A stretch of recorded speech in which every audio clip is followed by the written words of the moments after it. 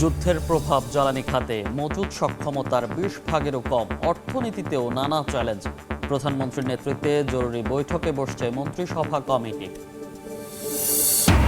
তেলের জন্য গাড়ির দীর্ঘ সারি, মিলছে না চাহিদা মতো, সরবরাহ সংকটে পাম্প।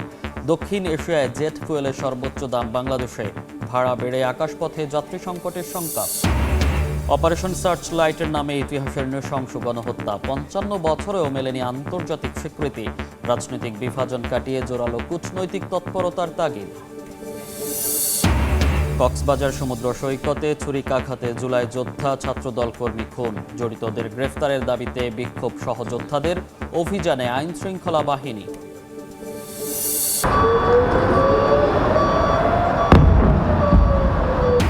ইরানের ক্ষেপণাস্ত্রে বিপর্যস্ত ইসরায়েল, লেবাননে নেতানিয়াহু বাহিনীর উপর হিজবুল্লাহর আঘাত। তেহরানে হামলায় নিহত ১২, যুদ্ধে আবারও বিজয় দাবি ট্রাম্পের।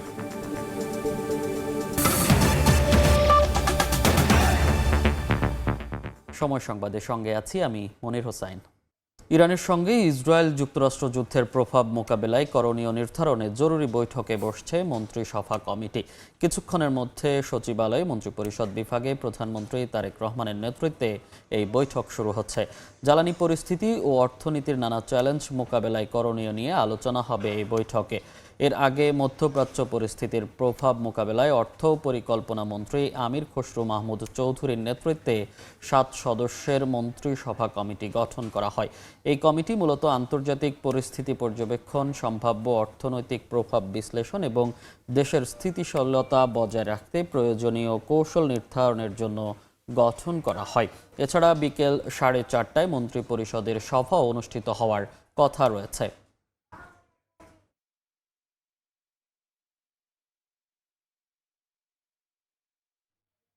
এই মুহূর্তে সচিবালয় থেকে সরাসরি যুক্ত হচ্ছেন সহকর্মী প্রসূন আশিস, যাচ্ছি তার কাছে। গতকালের মতো আজও কিন্তু ঠিক ৯টার দিকেই সচিবালয়ে প্রবেশ করেছেন প্রধানমন্ত্রী তারেক রহমান, এবং আমরা যেটা জেনেছি দিনের যে কর্মসূচি আমরা দেখতে পেয়েছি তাতে করে আজও সচিবালয়ে ব্যস্ত সময় পার করবেন সেটি আমরা বুঝতেই পারছি। অর্থাৎ প্রায় ৮ থেকে ৯টি নির্ধারিত কর্মসূচি আমরা দেখতে পাচ্ছি দিনের কার্যতালিকায়। তো সকালে প্রবেশ করার পর থেকেই এখন একটি গুরুত্বপূর্ণ সভা শুরু হবে, ঠিক 10টার একটু পরপরই শুরু হওয়ার কথা। অর্থাৎ জ্বালানি পরিস্থিতি নিয়ে এই সভাটি হবে, এবং আমরা কিছুক্ষণ আগেই দেখেছি যে বিদ্যুৎ জ্বালানি মন্ত্রী ইকবাল হাসান মাহমুদ এবং তার আগে অর্থমন্ত্রী আমির খসরু মাহমুদ চৌধুরী তিনি কিন্তু প্রবেশ করেছেন। এছাড়া অন্যান্য সংশ্লিষ্ট যারা মন্ত্রীরা রয়েছেন, যারা সচিবরা রয়েছেন, তারাও কিন্তু এই বৈঠকে অংশ নেওয়ার জন্য তারা প্রবেশ করেছেন। আমি যদি একটু জানিয়ে দিতে চাই যে বিশ্ব জ্বালানি পরিস্থিতি যে অবস্থায় এসেছে তার একটি চাপ কিন্তু বাংলাদেশের উপরেও পড়েছে। যদিও সরকার বলছে যে জ্বালানি পরিস্থিতি এখনও পর্যন্ত স্বাভাবিক রয়েছে, সরবরাহ পরিস্থিতি স্বাভাবিক রয়েছে, কিন্তু আমরা যদি দেখি যে বিভিন্ন তেলের পাম্পগুলোতে যে লম্বা সারি মানুষের জ্বালানি নেয়ার জন্য, তেল নেয়ার জন্য, তাতেই বোঝা যায় যে জ্বালানি পরিস্থিতি একটি নাজুক অবস্থায় হয়তো পড়তে পারে এই যে যুদ্ধ পরিস্থিতিতে। অর্থাৎ ইরানের সঙ্গে ইসরায়েল এবং মার্কিন যুক্তরাষ্ট্রের যে যুদ্ধ পরিস্থিতি এখন চলছে তার পরিপ্রেক্ষিতে সারা বিশ্বেই কিন্তু জ্বালানি পরিস্থিতি একটি সংকটজনক অবস্থায় রয়েছে, তার আঁচ পড়তে পারে বাংলাদেশে। সে কারণেই আজকের এই সভাটি, এবং সেখানে উল্লেখ করা রয়েছে যে এই অবস্থায় কি করণীয় সেটি আজকের সভায় নির্ধারিত হবে। অর্থাৎ জ্বালানি পরিস্থিতি নিয়ে প্রধানমন্ত্রীর সভাপতিত্বে এই বোধহয় প্রথম একটি গুরুত্বপূর্ণ সভা হচ্ছে, এবং অত্যন্ত বড় আকারের এই সভাটি হচ্ছে। এছাড়া আজকে স্বরাষ্ট্রমন্ত্রীর সঙ্গে একটি বৈঠক রয়েছে, সংস্কৃতি মন্ত্রীর সঙ্গে বৈঠক রয়েছে। এছাড়া বিকেলে মন্ত্রিসভার বৈঠকও রয়েছে। অর্থাৎ মন্ত্রিসভার বৈঠকটি বিকাল 4টায় হলে আজ প্রায় সন্ধ্যা 6টা পর্যন্তই প্রধানমন্ত্রী তারেক রহমান ব্যস্ত থাকবেন এই নির্ধারিত কর্মসূচিগুলোতে। এর মাঝে রেশম শিল্পের উন্নয়ন নিয়ে একটি নির্ধারিত কর্মসূচি রয়েছে, সেখানেও তিনি সভাপতিত্ব করবেন বলে আমরা জানতে পেরেছি। মূলত এই ছিল সচিবালয়ে মূলত প্রধানমন্ত্রীর ব্যস্ততা নিয়ে এবং কর্মসূচি নিয়ে সবশেষ তথ্য।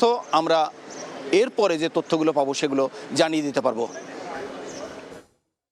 সরাসরি যুক্ত ছিলাম সচিবালয় থেকে। দায়িত্ব নেয়ার 1 মাসের মধ্যে জ্বালানি ব্যবস্থাপনা, অর্থনীতি পুনর্গঠন এবং রাজনৈতিক স্থিতিশীলতা বজায় রাখা নিয়ে চ্যালেঞ্জের মুখে সরকার। জ্বালানি বিশেষজ্ঞের মতে অর্থ ব্যয়ে তাৎক্ষণিক সমস্যার সমাধান হলেও ভবিষ্যতের জন্য বিকল্প উৎস তৈরি করা প্রয়োজন। অর্থনীতিবিদের মতে ব্যক্তিখাতে বিনিয়োগ ও রাজস্ব আহরণ বাড়ানোর পাশাপাশি আমদানি রফতানিতে নতুনত্ব জরুরি। আর রাজনৈতিক বিশ্লেষকের মতে জুলাই সনদ বাস্তবায়নে পিছপা হলে চাপে পড়বে সরকার। মুরসালিন হক জুনাইদের রিপোর্ট। ফেব্রুয়ারির নির্বাচন পরবর্তী সরকার গঠনের পর নানা প্রতিশ্রুতি বাস্তবায়নে চমক দেখিয়েছে বিএনপি। তবে ভঙ্গুর অর্থনীতি নিয়ে রাষ্ট্র পরিচালনার পাশাপাশি রাজনৈতিক স্থিতিশীল পরিবেশ বজায় রাখার চ্যালেঞ্জও আছে সরকারের সামনে। এর মাঝেই ইরানের ওপর যুক্তরাষ্ট্র ও ইসরায়েলের যৌথ আক্রমণের ফলে জ্বালানি তেল নিয়ে বৈশ্বিক সমস্যায় আক্রান্ত বাংলাদেশও। বিশেষজ্ঞরা মনে করেন এই 3 ইস্যু সামাল দিতে কঠিন সময় পার করতে হবে তারেক রহমান সরকারকে। সরকারের বারবার আশ্বাস সত্ত্বেও জ্বালানি নিয়ে দেশে যে অস্বস্তি চলমান, বেশি টাকা দিয়ে এই পণ্য কেনা তাৎক্ষণিক সমাধান বলে মনে করেন এই বিশেষজ্ঞ। তারা বলছে যে আমরা যত দামি হোক আমরা কিনবো, সেটা হয়তো ইমিডিয়েট 1 মাসের সাপ্লাইয়ের জন্য পারবে, কিন্তু ভবিষ্যতের জন্য তারা কিভাবে করবে সেটা তাদেরকে ভালো করে চিনতে হবে। এর মধ্যে আমাদের কিন্তু নিউক্লিয়ার পাওয়ার প্ল্যান্টটা চলে আসার কথা, এটার ব্যাপারে আরও চাপ দিতে হবে যেন ঠিক সময় আসে। কয়লাটা ইম্পোর্ট ঠিকমতো করে আনতে হবে। অর্থনীতি পুনর্গঠনে বর্তমান সরকারকে বিনিয়োগ, রাজস্ব আয় এবং আমদানি ও রপ্তানিতে বিশেষ নজর দেওয়ার পরামর্শ এই অর্থনীতিবিদের।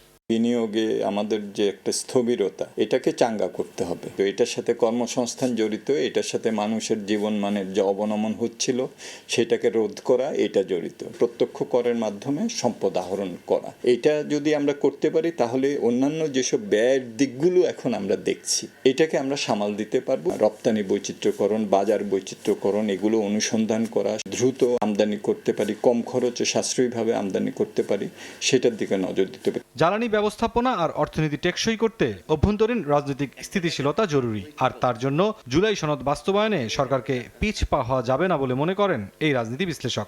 রাজনৈতিক দলগুলো মিলে যে ঐক্যমত্যটা তৈরি করছিল, এটার খুব মূল্য আছে বলে আমি মনে করি। এটাকে সম্মান দেওয়া উচিত। গণঅভ্যুত্থানে 1000 থেকে 1400 লোক মারা গেছে। এই মানুষগুলোর জীবনের বিনিময়ে এটা সরকারের পতন হয়েছে। আর আপনি সেই স্পিরিট থেকে দূরে সরে যেতে চান কেন? বড় চ্যালেঞ্জগুলো মোকাবেলা করে নতুন সরকার কতটা প্রত্যাশা পূরণ করতে পারে সেদিকে সাধারণ মানুষের নজর থাকবে বলে মনে করেন বিভিন্ন খাতের বিশেষজ্ঞরা। বৈঠকে উপস্থিত সভাপতি মুরসালিন হক জুনাইদ, সময় সংবাদ, ঢাকা। জ্বালানি সংকটের প্রভাব এখনও কাটেনি। রাজধানী সহ বিভিন্ন এলাকায় পেট্রোল পাম্পগুলোতে আজও দেখা গেছে দীর্ঘ লাইন। ঘন্টার পর ঘন্টা অপেক্ষা করেও অনেকে পাচ্ছেন না। সরবরাহ ঘাটতিতে বন্ধ রয়েছে কিছু পাম্প। সরবরাহ স্বাভাবিক না হওয়ায় ভোগান্তি বাড়ছে সাধারণ মানুষের। দ্রুত পরিস্থিতি স্বাভাবিক করার দাবি তাদের।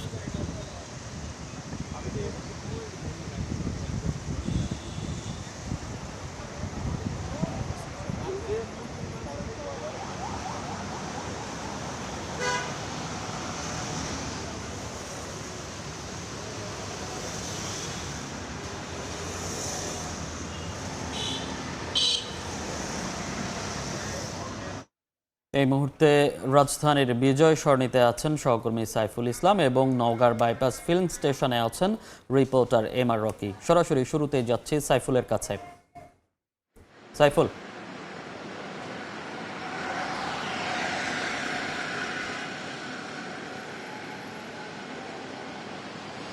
একদিকে মাস শেষ হচ্ছে, অন্যদিকে সময় যত গড়াচ্ছে জ্বালানি তেলের সংকট তত তীব্র হচ্ছে।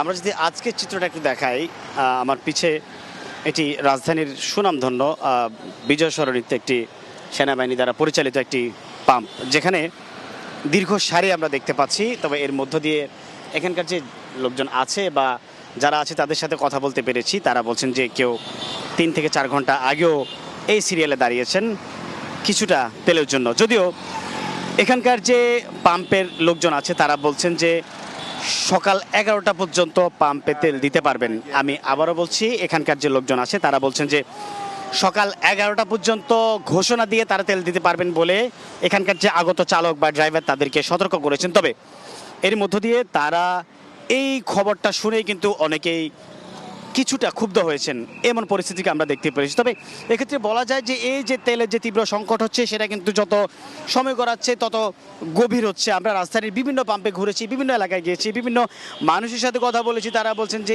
এই যে পাম্প বন্ধ কেন সেই প্রশ্নের উত্তর কিন্তু খুঁজে বেড়াচ্ছেন। কিন্তু পাম্প মালিকদের বরাবরের মতোই একই রকম কথা, ডিপো থেকে তেলের সরবরাহ কম থাকার কারণেই আজকে এই পরিস্থিতি তৈরি হয়েছে। তবে এর মধ্য দিয়ে বলা যায় যে এই যে তীব্র সংকট যত সময় গড়াচ্ছে বাড়ছে, এখানকার যে আগত চালকরা আছেন তাদের একটাই দাবি, এই সংকট সমাধানে সরকারে বড় ধরনের ভূমিকা পালন করবেন। কেননা হচ্ছে যে অনেকেই হচ্ছে সকালের নাস্তাই করেছেন এখানে, আবার অনেকেই কথা বলছেন যে তারা সকালের ওষুধ পর্যন্ত খেতে পারেনি। কেননা হচ্ছে যে এই দীর্ঘ তেল নিয়ে যদি না যায় তাহলে হচ্ছে তাদের গাড়ি রাস্তায় বন্ধ হয়ে পড়ে থাকবে। কেননা অনেকেই আবার এমনটাই বলছেন যে সকাল 8টার অফিস যারা, তারা অফিসকে বারবার বোঝানোর চেষ্টা করছে যে এখনও পর্যন্ত তেলের তীব্র সংকট হওয়ার কারণেই কিন্তু তারা দীর্ঘ সময় ধরে লাইনে আছেন, যার কারণেই কিন্তু এখনও পর্যন্ত তেল না পেয়ে তারা এই জায়গাটাতে অবস্থান করছেন। তবে সর্বোপরি বলা যায় যে এমন পরিস্থিতি যে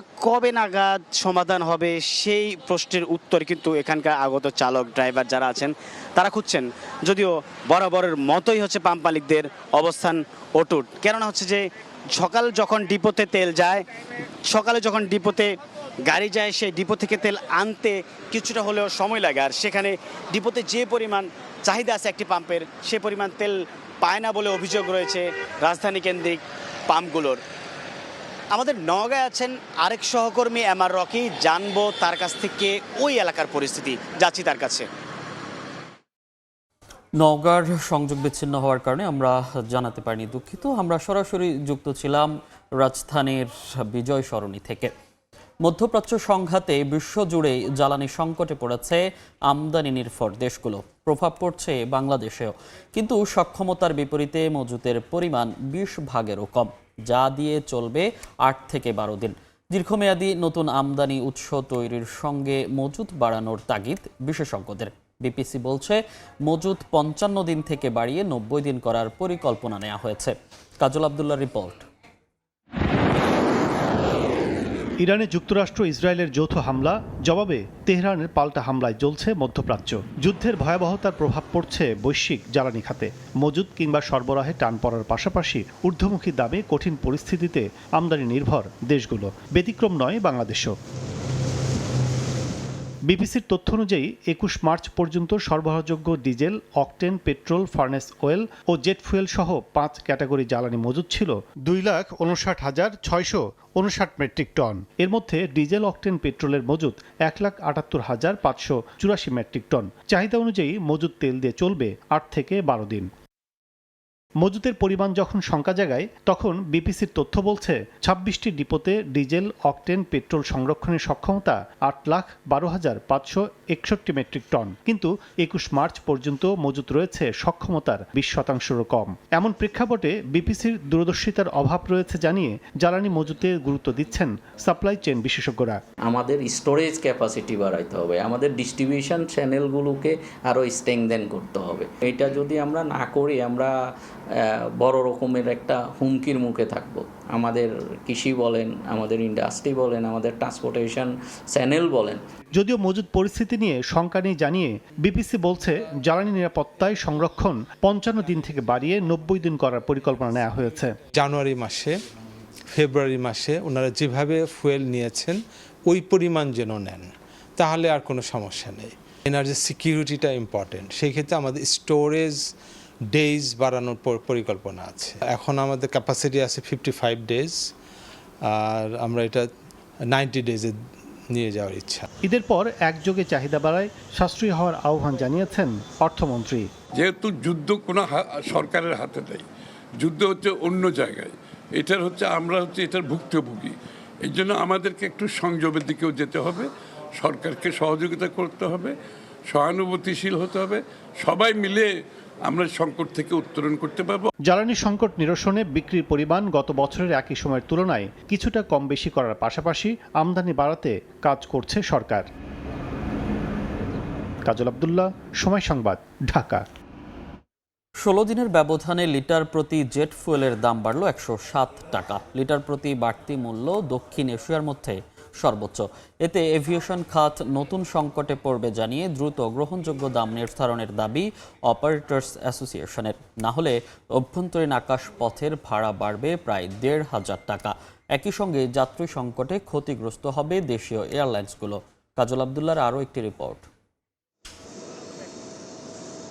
মধ্যপ্রাচ্যে যুদ্ধ পরিস্থিতির মধ্যে দাম সমন্বয়ের নামে উড়োজাহাজে ব্যবহৃত জ্বালানির দাম লিটারে এক ধাক্কায় প্রায় ৯০ টাকা বাড়িয়েছে Bangladesh energy regulatory commission BERC. নজিরবিহীনভাবে চলতি মাসের শুরুতে লিটারে ১৭ টাকা ও শেষে প্রায় ৯০ টাকা, ২ দফায় ১০৭ টাকা বাড়িয়ে এই জ্বালানির দাম ঠেকল ২০২ টাকা ২৯ পয়সায়। জেট ফুয়েলের অস্বাভাবিক দাম বৃদ্ধিতে আগে থেকেই সংকটে থাকা দেশীয় এয়ারলাইন্সগুলোকে এখন টিকে থাকার সংগ্রাম শুরু করতে হবে বলে মনে করেন সংশ্লিষ্টরা। কোনো রুটের কিংবা কোনো এয়ারলাইন্সের জেট ফুয়েল প্রাইস যদি মোর দেন 100% ইনক্রিজ করে, কোনোভাবেই আসলে একটা এয়ারলাইন্সকে সাস্টেইন করার যেমন সুযোগ থাকে না। আর এয়ারলাইন্সকে টিকে থাকতে হইলে আপনাকে অবশ্যই জেট ফুয়েলের সাথে সামঞ্জস্য রেখে ভাড়া নির্ধারণ করতে হবে। Aviation operators association of Bangladesh এওএবির দাবি, জেট ফুয়েলের অস্বাভাবিক দাম বৃদ্ধি কোনোভাবেই গ্রহণযোগ্য নয়। বিপিসি বিআরসিকে প্রেশার তৈরি করেছে, তো এখানে বিপিসির প্রেশারে রাজি হওয়াটা আমার মনে হয় যুক্তি ছিল না। আর ফার্স্ট অফ অল অন্য কোনো তেলের দাম তো বাড়েনি, যদি বাড়ার প্রয়োজন পড়ে তো সবগুলো বাড়ানো হোক। বিআরসি কনসেন্ট দিয়ে আমাদের আপত্তির পরও সেটা আমি মনে করি এটা কোনোভাবেই যুক্তিসঙ্গত হয়নি। ভারত ও নেপাল জেট ফুয়েলের মূল্য অপরিবর্তিত, পাকিস্তানে 24.5% এবং মালদ্বীপে 18.54% বৃদ্ধি করা হয়েছে, কিন্তু বাংলাদেশে এই বৃদ্ধির হার প্রায় 80%। এর ফলে বাড়তি বিমান ভাড়া গুনতে হবে যাত্রীকে, আবার অভ্যন্তরীণ ফ্লাইট বন্ধের শঙ্কাও তৈরি হবে বলছেন সংশ্লিষ্টরা। জেট ফুয়েল প্রাইসের প্রভাবটা সেটা এয়ারলাইন্সে যেমন পড়বে, ওভারঅল যে এভিয়েশন ইন্ডাস্ট্রির সাথে সম্পর্কযুক্ত যে ট্যুরিজম ইন্ডাস্ট্রি আছে, হোটেল ইন্ডাস্ট্রি আছে, প্রত্যেকটা ইন্ডাস্ট্রি আসলে ক্ষতিগ্রস্ত হবে। বিবিসির তথ্য অনুযায়ী ২১ মার্চ পর্যন্ত জেট ফুয়েলের মজুদ ৩৬,৬৬১ মেট্রিক টন, যা দিয়ে চলবে ২৪ দিন। কাজল আবদুল্লাহ, সময় সংবাদ, ঢাকা। আজ ২৫শে মার্চ জাতীয় গণহত্যা দিবস। ৭১-এর এই কালরাতেই অপারেশন সার্চ লাইটের নামে নিরস্ত্র বাঙালির ওপর ইতিহাসের নৃশংসতম হামলা চালিয়েছিল পাকিস্তানি বাহিনী। ট্র্যাজেডির অর্ধ শতাব্দী পরও মেলেনি আন্তর্জাতিক স্বীকৃতি। বিশেষজ্ঞরা বলছেন, গণহত্যার আন্তর্জাতিক স্বীকৃতি আদায়ে প্রয়োজন আরও জোরালো কূটনৈতিক তৎপরতা। তাসলিম তৌহিদের রিপোর্ট।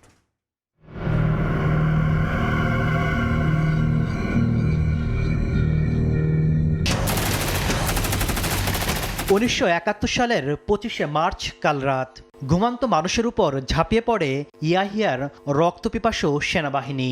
কামানের গর্জন আর মেশিনগানের গুলিতে প্রকম্পিত হয় ঢাকা। ইতিহাসের এই ঘৃণ্য হত্যাযজ্ঞের নাম দেওয়া হয় অপারেশন সার্চ লাইট।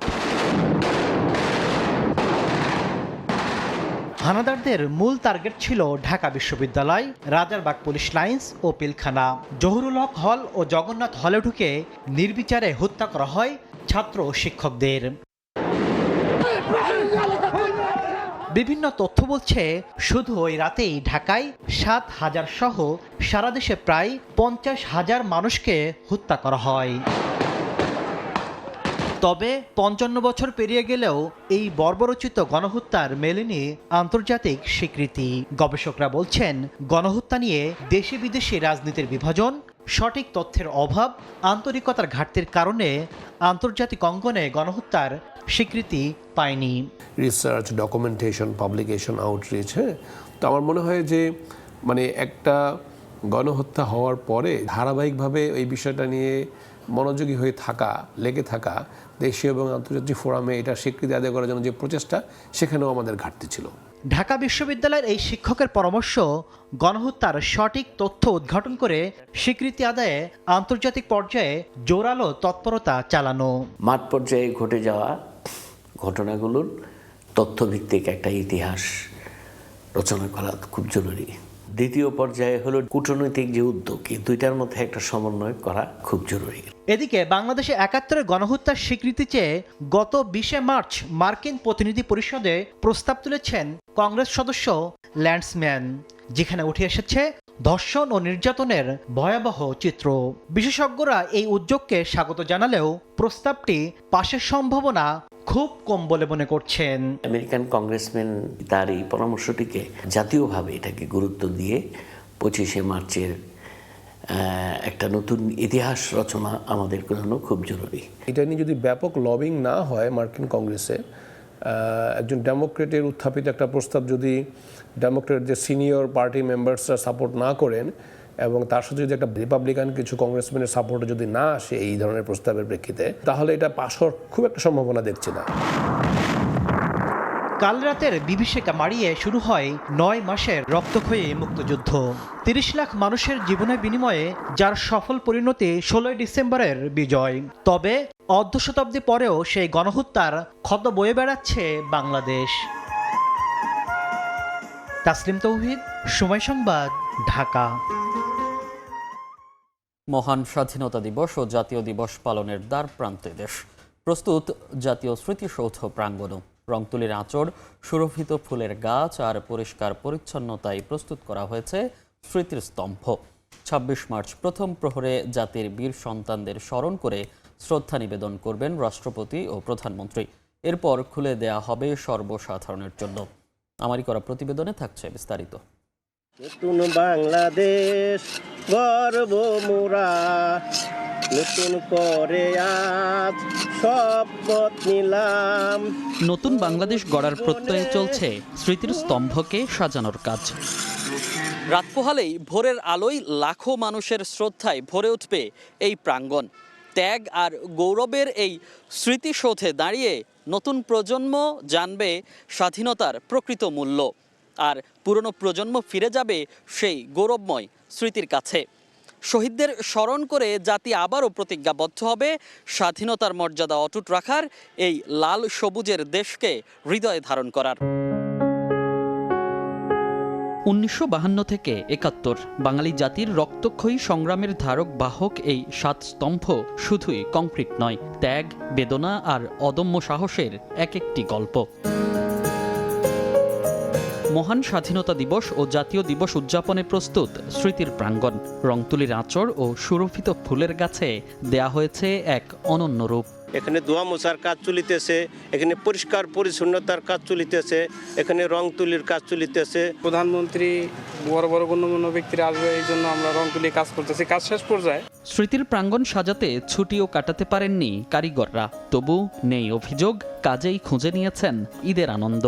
তারপরও আনন্দ লাগে যে এগুলা কাজ আমরা করতেছি, প্রধানমন্ত্রী আসবে, আমাদের এগুলা ঘোরার জন্য দেখবে। আমাদের কাজ করে খুব আনন্দ ভোগ করি। জাতির বীর সন্তানদের স্মরণ করে 26 মার্চ প্রথম প্রহরে সাফারের জাতীয় স্মৃতিসৌধে শ্রদ্ধা জানাবেন রাষ্ট্রপতি, প্রধানমন্ত্রী ও রাষ্ট্রের অন্যান্য গুরুত্বপূর্ণ ব্যক্তিরা। পরে খুলে দেয়া হবে সর্বসাধারণের জন্য। মনির হোসাইন, সময় সংবাদ, সাফার। এআইয়ের দায়িত্বশীল ব্যবহারের মাধ্যমে শিক্ষা ব্যবস্থায় আমূল পরিবর্তন আনা সম্ভব। এজন্য বাংলাদেশকে সহায়তা দিতে উন্নত বিশ্বের প্রতি আহ্বান জানিয়েছেন প্রধানমন্ত্রীর সহধর্মিণী ডাক্তার জুবাইদা রহমান। যুক্তরাষ্ট্রের ওয়াশিংটন ডিসিতে মার্কিন পররাষ্ট্র দফতরে fostering the future together global coalition সামিটে অংশ নিয়ে তিনি আরও বলেন, বিভিন্ন উদ্ভাবনী প্রযুক্তি ও স্বাস্থ্যসেবা শিশুদের দোরগোড়ায় পৌঁছে দিতে কাজ করছে সরকার। যুক্তরাষ্ট্র থেকে হাসানুজ্জামান সাকির রিপোর্ট। মার্কিন ফার্স্ট লেডি মেলানিয়া ট্রাম্পের উদ্যোগে প্রথমবারের মতো অনুষ্ঠিত fostering the future together global coalition summit মঙ্গলবার হোয়াইট হাউসের আয়োজনে যুক্তরাষ্ট্রের পররাষ্ট্র দপ্তরে দুদিনব্যাপী সম্মেলনে বিশ্বের ৪৫টি দেশের সরকার ও রাষ্ট্রপ্রধানদের স্ত্রী, স্বামী, ফার্স্ট লেডি ও ফার্স্ট জেন্টলম্যান এবং সমমর্যাদার নেতাদের সঙ্গে যোগ দেন প্রধানমন্ত্রী তারেক রহমানের স্ত্রী ডাক্তার জুবাইদা রহমান। আন্তর্জাতিক এই শীর্ষ সম্মেলনের উদ্বোধনী অনুষ্ঠানে ডাক্তার জুবাইদা রহমানের বক্তব্যে স্পষ্ট হয়ে ওঠে তিনি কিভাবে তার কাজের পরিধিকে প্রসারিত করে বৈশ্বিক বিষয়গুলোকেও অন্তর্ভুক্ত করেছেন। As a medical doctor, I'm deeply committed to ensuring accessible, quality health care for every child, focusing not only on treatment, but on prevention from the earliest stages of life. নারী, শিশু ও পরিবারকে শক্তিশালী করতে সরকারের বিভিন্ন উদ্যোগের কথাও তুলে ধরেন ডাক্তার Zubaida Rahman. Bangladesh has a strong legacy in empowering women. Our government is committed to ensuring free education for women up to postgraduate levels. ডাক্তার জুবাইদা রহমান বলেন, তিনি এমন এক গুরুত্বপূর্ণ সন্ধিক্ষণে দেশের প্রতিনিধিত্ব করছেন যখন বিপুল জনসমর্থন নিয়ে তারেক রহমানের নেতৃত্বে সদ্য নির্বাচিত গণতান্ত্রিক সরকার যাত্রা শুরু করেছে, যে সরকারের মূল লক্ষ্য অন্তর্ভুক্তিমূলক ও প্রগতিশীল জাতি বিনির্মাণ করা। Of my husband Tariq Rahman, the Prime Minister of Bangladesh. Hasanuzzaman Saki, Somoy Sangbad, Washington DC, যুক্তরাষ্ট্র। কক্সবাজার সমুদ্র সৈকতে দুর্বৃত্তদের ছুরিকাঘাতে নিহত হয়েছেন জুলাই আন্দোলনের সম্মুখ সারির যোদ্ধা ও ছাত্রদল কর্মী খোরশেদ আলম। মঙ্গলবার রাতে সৈকতের কবিতা চত্বর পয়েন্টে এই ঘটনা ঘটে। এই ঘটনায় জড়িতদের দ্রুত গ্রেফতারের দাবিতে বিক্ষোভ মিছিল করেছে ছাত্রদল। বিস্তারিত জানাচ্ছেন সুজাউদ্দিন রুবেল। রাতের অন্ধকারে সাগর তীরে ঢেউর শব্দের মাঝে রক্তাক্ত অবস্থায় পড়েছিলেন খোরশেদ আলম। কক্সবাজার সমুদ্র সৈকতে কবিতা চত্বর পয়েন্টে দুর্বৃত্তদের ছুরিকাঘাতে প্রাণ হারান তিনি। মঙ্গলবার রাত 10:30টার দিকে বালিয়াড়িতে খোরশেদ আলমের উপর হামলার ঘটনা ঘটে। গুরুতর অবস্থায় বন্ধুদের সহায়তায় তাকে উদ্ধার করে হাসপাতালে নেওয়া হলে চিকিৎসক মৃত ঘোষণা করেন। আমরা যখন যাচ্ছিলাম তখন দুইজন বাইক নিয়ে আসছিল, একটা বাইক নিয়ে উনারাও গেছে আমাদের সাথে। খোরশেদ আলম ছাত্রদলের রাজনীতির সঙ্গে যুক্ত ছিলেন। জুলাই আন্দোলনেও সক্রিয়ভাবে অংশ নিয়েছিলেন তিনি। প্রশাসনের কাছে জবাব চাই, আপনাদের বিবেক কখন জাগ্রত হবে, আপনারা ঘুম থেকে কখন উঠবেন। রাতে ঘটনাস্থল পরিদর্শন করে পুলিশের একাধিক দল, সেখান থেকে আলামত সংগ্রহ করেন তারা। আমরা সবাই এখন এই বিষয়টা উদ্ধারের জন্য তদন্তে আছি। কিছু তথ্য পাওয়া গেছে, এই বিষয়গুলো আমরা কনফার্ম হয়ে তারপর জানাবো। খোরশেদ আলমের বাড়ি কক্সবাজার সদর উপজেলার ইসুলুর ঘুনা এলাকায়। সুজাউদ্দিন রুবেল, সময় সংবাদ, কক্সবাজার। রাজধানীর রায়ের বাজারে সাদেক খান কৃষি মার্কেটে আগুনে পুড়ে গেছে শতাধিক দোকান। বেশিরভাগ দোকান বাঁশের তৈরি হওয়ায় দ্রুত ছড়িয়ে পড়ে আগুন। ব্যাপক ক্ষয়ক্ষতির দাবি করে সরকারের সহায়তা চান ক্ষতিগ্রস্ত ব্যবসায়ীরা। দাউ দাউ করে জ্বলছে রাজধানীর রায়ের বাজারের সাদেক খান কৃষি মার্কেট। বেশিরভাগ দোকান বাঁশ টিনের তৈরি হওয়ায় মুহূর্তেই ছড়িয়ে পড়ে আগুন। রাত 3:45টার দিকে আগুনের সূত্রপাত। 1 ঘন্টার চেষ্টায় নিয়ন্ত্রণে আনে ফায়ার সার্ভিসের 6টি ইউনিট। ব্যবসায়ীদের দাবি, শতাধিক দোকান পুড়ে ব্যাপক ক্ষয়ক্ষতি হয়েছে। এখন সরকারের সহায়তার দিকে তাকিয়ে তারা। যে ব্যবসায়ী বাই যারা ক্ষতিগ্রস্ত হয়েছে তাদের পাশে এসে যেন দাঁড়ায়। আরও ছুটে আসার পরে দেখতেছি আমাদের হাজারিবাগের যেই ছিল টিম ফায়ার সার্ভিস, তারা তৎনগত এসে মোটামুটিভাবে তাদের একটা সার্ভিসে কিছুটা নিয়ন্ত্রণ হয়েছে। আমি আইসা আমার টাকাও নিতে পারি নাই, আমার 10 লাখ টাকা আমি নিতে পারি নাই। যে 10 লাখ টাকা পুরেছে আমরা এই টাকা কই পাবো? আরো মানে 22 লাখ টাকার মাত্র ক্রেডিট আর মাল গেছে 3 লাখ টাকা। আমি খুব গরিব। 3টা থেকে খবর পাওয়া পর্যন্ত এখন পর্যন্ত এখনো একটা ইউনিটও ঠিকমতো আমাদের কোনো একটা দোকান বাঁচাইতে পারে নাই। ফায়ার সার্ভিসটা তাড়াতাড়ি আইতো, তাহলে আমাকে মনে করেন না 4-5টা দোকান বাঁচানো যেত। আগুনের কারণ অনুসন্ধানে তদন্ত করা হবে বলে জানিয়েছে ফায়ার সার্ভিস। যে আগুনটা হয়তো বৈদ্যুতিক শর্ট সার্কিটে লাগতে পারে, পরবর্তীতে আমরা ইনভেস্টিগেশন আরও কনফার্ম হতে পারছে আগুনটা লাগার কারণটি। আগুনটা হলো 4:45 সময় আগুন নিয়ন্ত্রণে আসে। 3:43 আগুনের শুরুতে এবং 4:45 আগুনটা আমরা ফুল নিয়ন্ত্রণে নিয়ে আসি। সাদেক খান কৃষি মার্কেটের অর্ধেকের বেশি দোকান পুড়ে গেলেও হতাহত হয়নি কেউ। সামদানি প্রত্যয়, সময় সংবাদ, ঢাকা। পরিবারের সঙ্গে ঈদ উদযাপন শেষে ঢাকায় ফিরছেন কর্মজীবী মানুষ। ভোর থেকে সদরঘাট লঞ্চ টার্মিনালে দেখা গেছে ঈদের ছুটি শেষে রাজধানীতে ফেরা মানুষের স্রোত। নির্ধারিত সময়ে ঘাটে ভিড়েছে বরিশাল, পটুয়াখালী সহ বিভিন্ন রুটের লঞ্চ। ভোগান্তি এড়াতে সহজ যাত্রার জন্য লঞ্চে ফেরার কথা জানান যাত্রীরা। লঞ্চ মোটামুটি আলহামদুলিল্লাহ ভালোই, যাওয়ার সময় ভালো মতো যাইতে পারছি, আসার সময় ভালো মতো আসতে পারছি। যাওয়ার সময় একটু ভোগান্তি ছিল, অনেক মানুষের বেরিয়ে যাইতে কষ্ট হয়েছে আর কি, জায়গা ছিল না লঞ্চে। ঈদ জার্নি খুবই ভালো হয়েছে, ঢাকায় ফিরে আসছি তাও ভালো হয়েছে, ভালোই লাগতেছে, কর্মজীবনে ফিরে আসলাম। ঈদ শেষে ঢাকায় ফিরছেন দক্ষিণাঞ্চলের কর্মজীবী মানুষ। যানবাহনের চাপ বেড়েছে ঢাকা বরিশাল মহাসড়কে। বিস্তারিত জানাতে মাদারীপুর সদর উপজেলার মোস্তফাপুরে আছেন রিপোর্টার সঞ্জয় কর্মকার অভিজিৎ। সরাসরি যাচ্ছি তার কাছে। অভিজিৎ। বেলা বাড়ার সঙ্গে সঙ্গে ঢাকা বরিশাল মহাসড়কে যানবাহনের চাপ বেড়েছে।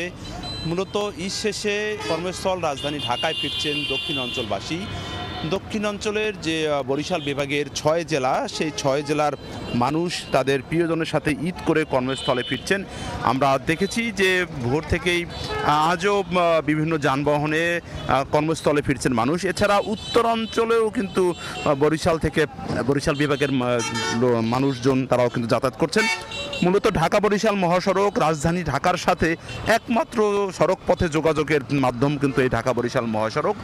আমরা দেখেছি যে প্রতিটি যানবাহন বোঝাই করেই কিন্তু রাজধানী ঢাকার দিকে যাচ্ছে এবং একইভাবে কিন্তু রাজধানী ঢাকা থেকেও কিন্তু আজকেও অনেকে ফিরছেন। আমরা সেই দৃশ্য কিন্তু দেখেছি। আমরা কথা বলেছিলাম এখানকার ট্রাফিকের দায়িত্বে থাকা কর্মকর্তাদের সাথে। তারা বলছেন যে মহাসড়কে যাতে যানবাহনের কোনো যাতায়াতে কোনো ভোগান্তি না হয়, কোনো যানজট সৃষ্টি না হয়, সেক্ষেত্রে তারা কিন্তু তৎপর রয়েছেন এবং প্রতিটি গুরুত্বপূর্ণ মোড়ে এবং পয়েন্টে তারা কিন্তু তাদের যে অতিরিক্ত পুলিশ সদস্য সেটি কিন্তু তারা দায়িত্ব পালন করছেন বলে আমাদেরকে জানানো হয়েছে। ঢাকা বরিশাল মহাসড়ক দিয়ে প্রতিদিন কয়েক হাজার যানবাহন চলাচল করে। ঈদ আসলে এর সংখ্যা বেড়ে যায়, কয়েক গুণ বেড়ে যায়। আমরা দেখেছি যে বিগত দিনের ঈদের চেয়ে এবার ঈদযাত্রা ঠিক যেমন ভালো ছিল, তেমনি ফিরতি পথেও কিন্তু আরামদায়ক এবং স্বস্তিতে কিন্তু যে কর্মস্থলে মানুষ যাতায়াত করছেন এবং যেতে পারছেন। তেমন কোনো ভোগান্তির খবর এখন পর্যন্ত কিন্তু আমরা পাইনি এবং সেটি কিন্তু আমাদেরকে জানানো হয়েছে।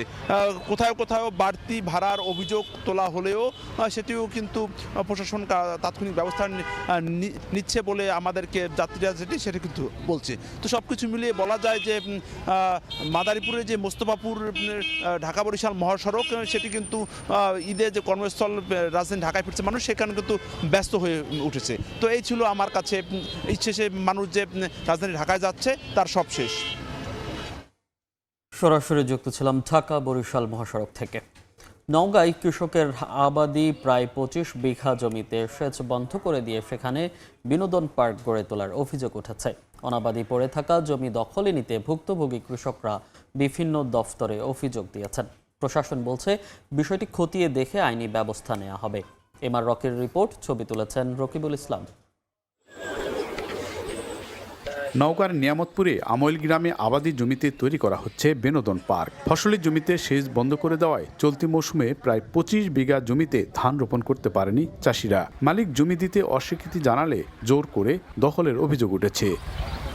ভুক্তভোগী কৃষকদের অভিযোগ, বিনোদন পার্ক গড়ে তুলতে উদ্যোগ নেয় সাথী নামের এক ব্যক্তি। তার একটি পরিত্যক্ত ধানের চাতালকে প্রথমে জায়গা নির্ধারণ করে, কিন্তু পার্কটি সম্প্রসারণ করতে গিয়ে আশপাশের প্রায় 25 বিঘা জমিতে পিলার বসায়। আমার এখানে 2 বিঘা জমি, 2 বিঘা জমির মধ্যে 12 কাঠা জমি অলরেডি জবরদখল নিয়ে নিছে, আর 1.5 বিঘা জবরদখলের পাইতারা করতেছে। এর আগে খুঁটিগুলো পুঁতেছে, আমাদেরকে না জানি খুঁটি পুঁতেছে না বলে খুঁটা মারিছে।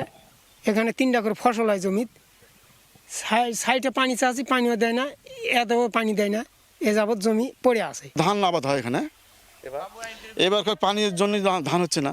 তবে জমিতে সেচ বন্ধ করে দখলে নেওয়ার অভিযোগ অস্বীকার করেন বিনোদন পার্কের পরিচালক। আমি কারো জমি দখল করিনি, কিংবা আমি দখল করতেও চাই না।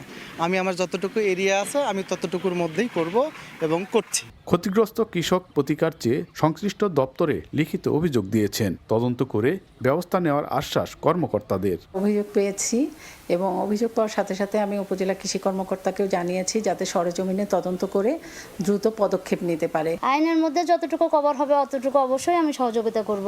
এটা তো আমার নৈতিক দায়িত্ব, দাপ্তরিক দায়িত্ব। বিনোদন পার্ক গড়ে তোলার জন্য সংশ্লিষ্ট দপ্তর থেকে অনাপত্তিপত্র নেওয়ার বিধান থাকলেও উপজেলা প্রশাসন ও কৃষি বিভাগ থেকে তা নেওয়া হয়নি বলে জানিয়েছে সংশ্লিষ্ট দপ্তর।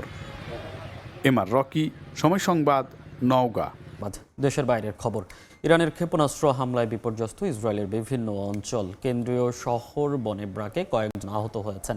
ক্ষতিগ্রস্ত হয়েছে ভবনও। হিজবুল্লাহ দক্ষিণ লেবাননের শহরগুলোতে ইসরায়েলি সেনাদের উপর হামলা চালিয়েছে। ইসরায়েলের পাল্টা হামলায় তেহরানে 12 জন নিহত হয়েছেন। এর মধ্যেই মার্কিন প্রেসিডেন্ট ডোনাল্ড ট্রাম্প দাবি করেছেন যুদ্ধে বিজয় হয়েছে যুক্তরাষ্ট্রের। যুদ্ধবিরতি নিয়ে তার আলোচনার দাবি অস্বীকার করেছে তেহরান। খেলার খবর। পিএসএল-এর উদ্বোধনী ম্যাচের জন্য নিজেদের প্রস্তুতি শুরু করেছে লাহোর কালান্দার্স। প্রথম দিনে মাঠে ঝলক দেখিয়েছেন 2 টাইগার ক্রিকেটার মুস্তাফিজুর রহমান ও Parvez Hossain Emon. Mohsin Naqvi close door PSL এর ঘোষণা দেওয়ার পরদিনই পাকিস্তানের উদ্দেশ্যে দেশ ছাড়েন মুস্তাফিজ, ইমন, নাহিদ ও শরীফুল। পরদিন যান রশাদ ও তামিম। এর মধ্যেই অনুশীলনও শুরু করেছেন মুস্তাফিজ ও ইমন। 26শে মার্চ উদ্বোধনী ম্যাচে নতুন ফ্র্যাঞ্চাইজি হায়দ্রাবাদ কিংসম্যানের মুখোমুখি হবে তাদের লাহোর কালান্দার্স। শাহিন শাহ আফ্রিদির নেতৃত্বে শিরোপা ধরে রাখার লড়াইয়ে নামবে তারা। এদিকে এবার নতুন ফ্র্যাঞ্চাইজি রাওয়ালপিন্ডিতে খেলবেন রশাদ। পিন্ডি পৌঁছাতেই তাকে ফুল সংবর্ধনা দিয়েছে ফ্র্যাঞ্চাইজি কর্তৃপক্ষ। এ পর্যায়ে শীর্ষ সংবাদগুলো জানিয়ে দিচ্ছি আরেকবার। যুদ্ধের প্রভাব জ্বালানি খাতে, মজুদ সক্ষমতার 20 ভাগেরও কম, অর্থনীতিতেও নানা চ্যালেঞ্জ। প্রধানমন্ত্রীর নেতৃত্বে জরুরি বৈঠকে মন্ত্রিসভা কমিটি। তেলের জন্য গাড়ির দীর্ঘ সারি, মিলছে না চাহিদা মতো, সরবরাহ সংকটে পাম্প। দক্ষিণ এশিয়ায় জেট ফুয়েলের সর্বোচ্চ দাম, বাংলাদেশে ভাড়া বেড়ে আকাশপথে যাত্রী সংকটের শঙ্কা। এবং অপারেশন সার্চ লাইটের নামে ইতিহাসের নৃশংস গণহত্যা, 55 বছরেও মেলেনি আন্তর্জাতিক স্বীকৃতি। রাজনৈতিক বিভাজন কাটিয়ে জোরালো কূটনৈতিক তৎপরতার তাগিদ।